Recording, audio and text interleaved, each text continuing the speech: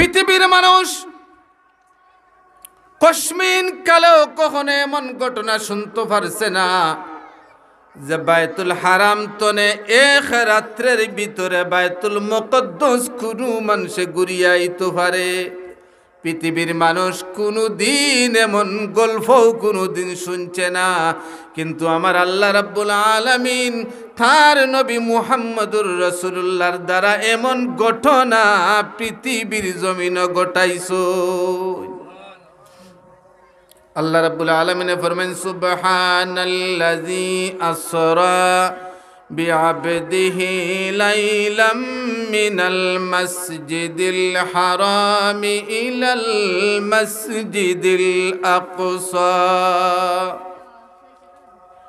আল্লাহ রাব্বুল আলামিন ফরমান সুবহানাল্লাযী আসরা বিআবদিহি লাইলাম মিনাল মাসজিদিল হারামি ইলাল মাসজিদিল আকসা। যে আল্লাহ রাব্বুল আলামিন সেই মহান সত্তা, যে আল্লাহ রাব্বুল আলামিন তার নবীর রাত্রির বেলা বায়তুল হারাম তনে বায়তুল মুকদ্দাস পর্যন্ত জায়গা সফর করিয়া আবার জায়গাটানি পৌঁছাইছো। তৎকালীন সময়ের মানসিকটারে অবিশ্বাস করছে, টিটকারি করছে, এগুলো বিশ্বাস করছে না। আচ্ছা বিশ্বাস করতেও বা কিলা কিছু তারার পক্ষ লইয়া মাতি যে বাপ দাদা 14 সিঁড়ি কোনো গোষ্ঠীর মাঝে জীবনে কখনো কোনো দিন কল্পনাও করছে না এমন ঘটনা। কারণ তৎকালীন সময়ে সবচেয়ে দ্রুতগামী মিডিয়া আসিল, বাহন আসিল গুড়া, আর একটা গুড়ায় বায়তুল হারাম তরে বায়তুল মুকদ্দাস চক্কর দিয়ে আইতে লাগে অন্তত 6 মাস। 6 মাস না লাগলেও অন্তত 2 মাস লাগবো। অথচ মুহাম্মদুর রাসূলুল্লাহ সাল্লাল্লাহু আলাইহি ওয়াসাল্লাম কইরা আমি গতকালকে রাত্রে গিয়া কিতা করছি, আমি বায়তুল মুকদ্দাস, শুধু বায়তুল মুকদ্দাস ডাইরেক্ট গেছি না, ইয়াসরিব, মাদায়েন, বেতলহাম, পৃথিবীর বিভিন্ন জায়গা ঘুরাই ঘুরাই চক্কর দিয়ে আমি গেছি কিতায় বায়তুল মুকদ্দাস। বায়তুল মুকদ্দাস গিয়া আমি ওখানে সমস্ত আম্বিয়া আলাইহিস সালাতু ওয়াস সালাম লইয়া 2 রাকাত নামাজ পড়ছি। এরপরে আমি ওখান তনে আল্লাহর আরশে আজিমের উদ্দেশ্যে রওনা দিছি। এখানে 2টা ঘটনা ঘটছে। বায়তুল হারাম তনে বায়তুল মুকদ্দাস পর্যন্ত যে রাত্রিকালীন যে ভ্রমণ হইছে এইগুলোর নাম হইল ইসরা, আর বায়তুল মুকদ্দাস তনে ঊর্ধ্বগামী আল্লাহর আরশে আজিম পর্যন্ত যে ঘটনা ঘটছে এইগুলোর নাম হইল মেরাজ। ইগলার নাম হইল ইসরা আর হগলার নাম হইল মেরাজুন নবী সাল্লাল্লাহু আলাইহি ওয়াসাল্লাম। আল্লাহর নবী মেরাজ করছেন, কিন্তু মক্কার কাফির কুফার হলে একটা বিশ্বাস করছে না। যেই সময় মেরাজ তো নেয়া আল্লাহর নবী হযরতে দাহিয়াতুল কলবি রাদিয়াল্লাহু তাআলা আনহুর মাধ্যমে রুমর বাচ্চার কাছে একটা চিঠি প্রেরণ করলা ইসলামের দাওয়াত দিয়া। আল্লাহর নবীর প্রেরিত সেই দাওয়াত পাইয়া রুমর বাদশা বড় অগ্নিশর্ম হয়ে গেল, রাগান্বিত হয়ে গেল। রুমর অধিবাসী রাসূল মকবুল সাল্লাল্লাহু আলাইহি ওয়াসাল্লামের কোন বংশের মানুষ আসেননি। রুমের বাদশা আল্লাহর নবী সম্পর্কে খবর লওয়ার লাগিয়া তারারে তালাশ করা আরম্ভ করলো।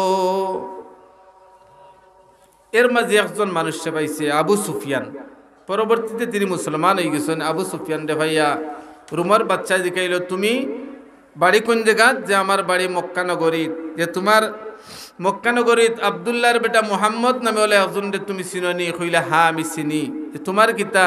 যে 4 সিঁড়ি আগে গেলে তান বংশ আর আমার বংশ একই। জিরো হন্যা সুবহানাল্লাহ।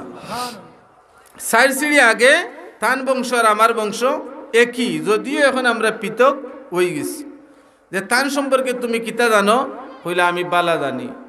যে তাইন আমানতদারিতায় কেমন? কইলা আমরা মক্কার মাঝে সবচেয়ে সেরা। বিশ্বস্ততায় কেমন? যে মক্কার মাঝে সবচেয়ে সেরা। তিনি কখনো মিথ্যা কথা কইননি? কইলা না, তিনি কসমিন কালেও কখনো তাই মিথ্যা কথা কইন না, তবে একটা ঘটনা ছাড়া। যে কোন ঘটনা? যে তাইন একটা গো হইয়া করইন, তাইন বলে এক রাত্রিতে এশার নামাজ পড়িয়া গুমো আসলা আর ওখান থেকে উঠিয়ে বলে তাই বায়তুল মুকদ্দাস গেছন গিয়া বায়তুল মুকদ্দাস চক্কর দিয়া আবার তাই ও রাতকুর ভিতরে কিতে হইছেন তাই বায়তুল্লাহ শরীফ তশরিফ আনি লইছেন। আচ্ছা আপনিও খুক্কা চাই এই কথাটা সত্য হইতে পারেনি, ইগো কেউ কোনোদিন শুনছিলানি, তা কথা সত্য আর তো সম্ভাবনা নাই। যেই মাত্র আবু সুফিয়ান রুমর বাদশার সামনে এই কথা কইছেন, এমন সময় রুমার বাচ্চারে বাতাস দেওয়ার দায়িত্ব যে খাদিম আছিল পিছনে দাঁড়াইল। এই খাদিমে কইল, বাচ্চা জাহাপনা, যদি আপনি আমার এই ইজাজত প্রদান করেন তাহলে আমি দুই একটা কথা কইতাম পারি। কইলা, তুমি আবার কিতা কইতা? তবে কইতায় যখন চাও ইজাজত তোমারে দিলাম। এই সময় খাদিমে কইলা, বাচ্চা জাহাপনা, আবু সুফিয়ান মুহাম্মদুর রাসূলুল্লাহর গোত্রের মানুষ দাবি কররা, মুহাম্মদুর রাসূলুল্লাহরে সত্যবাদী স্বীকার কররা, কিন্তু আল্লাহর নবীর মেরাজ রে সত্য ঘোষণা দিরা না। কিন্তু আপনার সামনে দাঁড়াইয়া আমি মুহাম্মদুর রাসূলুল্লাহর মেরাজের ঘটনারে আমি সত্যায়ন করলাম, আমি সত্য দাবি করলাম। কইলা, এর প্রমাণ কিতা? যে আমার কাছে প্রমাণ আছে যে আমার দায়িত্ব হইল বায়তুল মুকদ্দাস তনে এশার নামাজ পড়িয়া যখন সমস্ত মানুষ বাহির হইয়া যান গিয়া, তখন আমি মসজিদের দরওয়াজা বন্ধ করি, গেট বন্ধ করি। কিন্তু রজব মাসের 26 তারিখ দিবাগত রাত এশার নামাজ পড়িয়া সমস্ত মানুষ গেছেন গিয়া, কিন্তু আমি শত চেষ্টা করিয়াও আমি বায়তুল মুকদ্দাসের দরজার একটা ফাটরে আমি লাগাইতাম পারলাম না। অনেক মানুষ সকল ডাকিয়ে আনলাম, মানুষ সকল আইলা, আইয়া সবাই মিলিয়ে আমরা চেষ্টা করলাম, কিন্তু আমরার চেষ্টাটা বিফলে গেল। বায়তুল মুকদ্দাসের দরজা লাগানি আমরার পক্ষে সম্ভব হইল না। তখন কেউ খুব পরামর্শ দিছ, মনে হয় ওয়ালটা একটু দাবি গেছে, ওটা লাগে তেড়া হয়ে গেছে, দরজা একটা এগুলো লাগানি যাইতো নাই। তো একটা করে আজ জেলা আছে ওলা থাকি যাও, যে অবস্থায় আছে ও অবস্থায় থাকি যাও। আগামীকালকে সকালে মেস্তুরি আনবাই, কাঠ মেস্তুরি আনিয়া কিতা করবাই, দরজা তারে ঠিক করিয়া আবার লাগাই দিবাই। ও বাদশা জাহাপনা, ফজরের নামাজ যেই সময় মানুষ বায়তুল মুকদ্দাসের মাঝে আইসেন, এখানে জানিয়া রাখা বালা, তখনও পর্যন্ত কিন্তু নামাজ ফরজ হইছে না। কারণ আল্লাহর নবী মেরাজে যাওয়ার পরে ফরজ হইছে, কিন্তু বিক্ষিপ্ত বিচ্ছিন্নভাবে কিছু কিছু নামাজ তৎকালীন সময়ের মুসলমান হলে কিতা করতা, পড়তা। আল্লাহর নবী মুহাম্মদুর রাসূলুল্লাহ সাল্লাল্লাহু আলাইহি ওয়াসাল্লাম বায়তুল মুকদ্দাস গিয়া আম্বিয়া আলাইহি ওয়াসাল্লাম রে লইয়া 2 রাকাত নফল নামাজ আজান একামতের সহিত পড়ছিলা। এই আজান বলতে এখনকার সময়ের আল্লাহু আকবার ইজাতর আজান নাই, এগুলো বিশেষ এক ধরনের আজান আছিল। আজান এবং একামতের সহিত 2 রাকাত নামাজ পড়ছিলা। এই 2 রাকাত আছিল তাহিয়াতুল ওযুর নামাজ। তাহিয়াতুল ওযু আল্লাহর নবীর আদত মুবারক আছিল, যখন আল্লাহর নবী ওযু করতা, ওযু করিয়া গিয়া 2 রাকাত নফল নামাজ পড়তা, তাহিয়াতুল ওযুর নামাজ।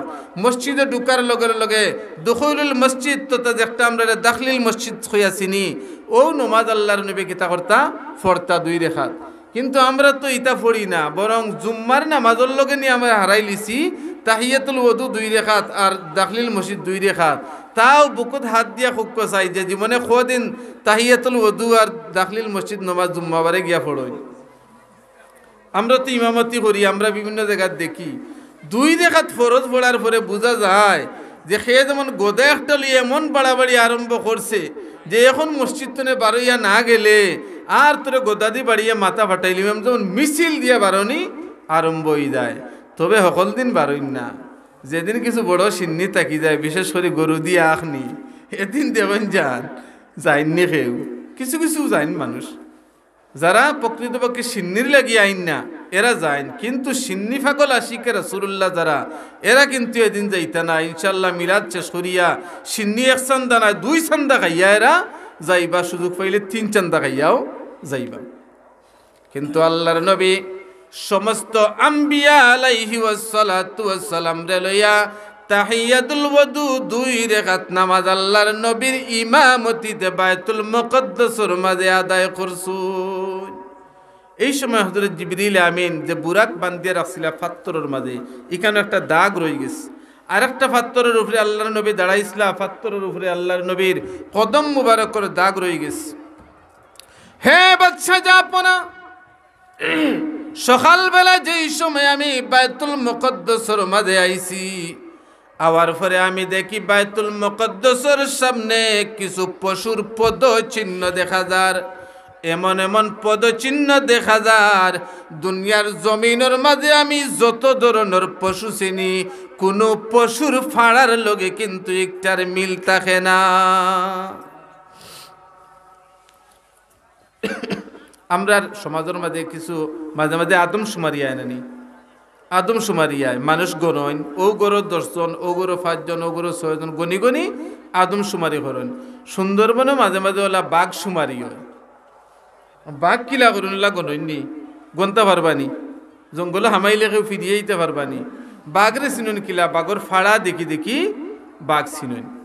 যে ও দেখা যায় একটা ফাড়া, ও একটা বাঘ আছে কেন, আর একটা বাঘর আর খান ফিঙ্গার প্রিন্ট সবর সমান হয় না। বাঘরে এইভাবে বাঘর ফাড়া দেখি দেখি কিতা করেন, বাঘ সুমারি করিয়া থাকেন। হে বাচ্চা জাপনা, আমি এমন পশুর ফাড়ার দাগ দেখছি যে ফাড়া দুনিয়ার কোনো পশুর বলিয়া আমার মনে হইছে না। পাথরের মাঝে আমি রশির এমন দাগ দেখছি, মনে হয় যেন কোনো পশুরে পাথরের লগে বান্ধিয়া রাখা হইছে। হে বাদশা জাপনা, সকালবেলা যেই সময় আমি বাইতুল মুকদ্দাসের দরজা লাগানির লাগিয়া শুধু আমার হাত দিয়া টান দিছি, টান দেওয়ার সঙ্গে সঙ্গে বাইতুল মুকদ্দাসের দরজা প্রতিদিনের মতো অনায়াসে আইয়া লাগি গেছে। যেই দরজারে আমি রাত্রিবেলায় শত চেষ্টা করিয়াও লাগানো সম্ভব হইছে না। খাদে আমি সাক্ষী দিলাম, আরবর নবী মুহাম্মদুর রাসূলুল্লাহ যে ঘটনা কইছেন, মেরাজের ঘটনা, বাইতুল মুকদ্দাস আইছেন, নিঃসন্দেহে এই রাত্রের ঘটনা হইল সত্য। আমি খাদ্দামের, আমি এর সাক্ষী প্রদান করলাম। জোরে কইনা সুবহানাল্লাহ।